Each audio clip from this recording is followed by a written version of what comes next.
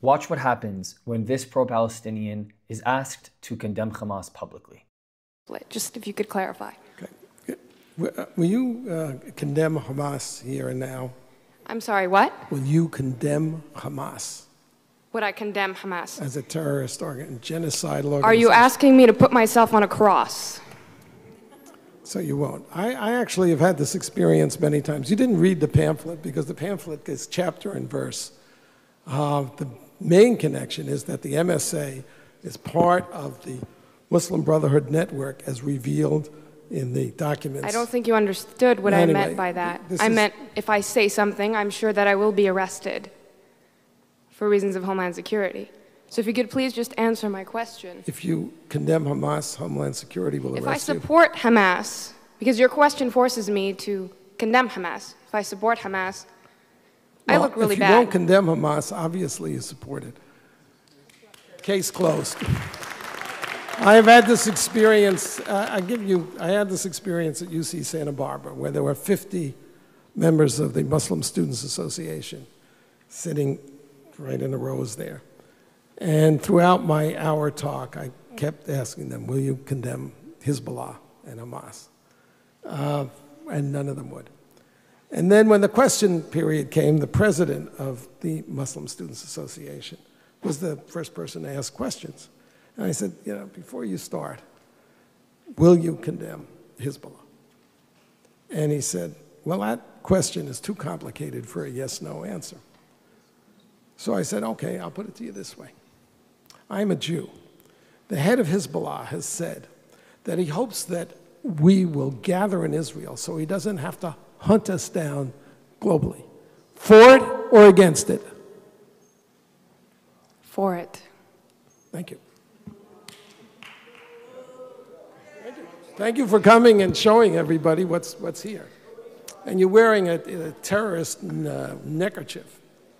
If you understood... you didn't hear the lady. Could you please answer my question? You don't get to make a speech. Yes, sir. Do you not find it interesting? Like, what would happen if she were to condemn Hamas publicly? She's basically implying that she would have a target on her head. Doesn't that just explain pretty much everything you need to know about the conflict? I'm being serious. That's a bold statement. But when we're talking about the morality, because everyone has chosen to talk about the morality, if this woman, who publicly just said she would support Hezbollah and what its mission is to then hopefully have all the Jews in Israel so that they don't have to go hunt them down, and asked if she condemns it or supports it, she said she supports it, because if she condemns it, then she will get killed. Why would she get killed if she condemns it? Doesn't it explain to you a little bit more about these organizations that people are choosing not to condemn? I have condemned the Israeli government for certain policies in the past. I don't have to hesitate to condemn them publicly, even on a platform where at this point I have a lot of different reach across the world. I'm not worried that somebody's going to put me on a cross.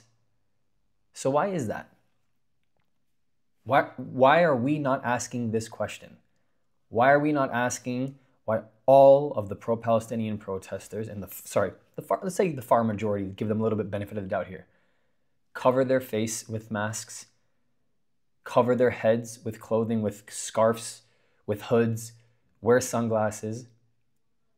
But then most of the people who are supporting Israel publicly don't cover a thing. Not their face, not their head, not their eyes, not their identity. They openly talk about what they support.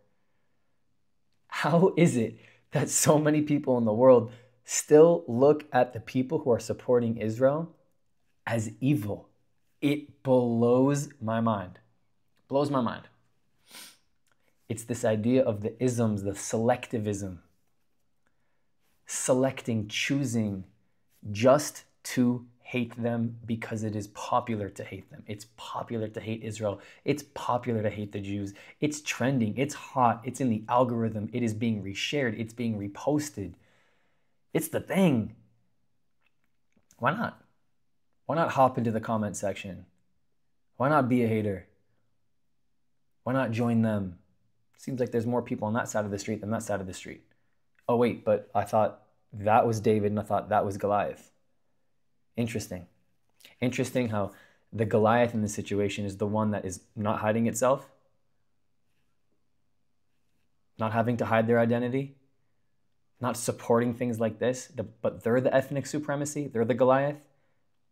They're the power with everything that they can manipulate, every single variable. No, they just choose truth. Truth tends to win in history.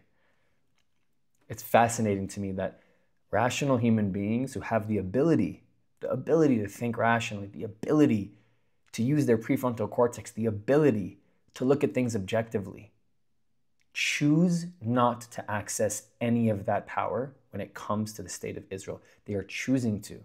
It is willful ignorance, people. It's not a disease. It's not a lack of. It's willful. It's choice. It's subjective. It's not objective. They are choosing to do it. It says everything you need to know.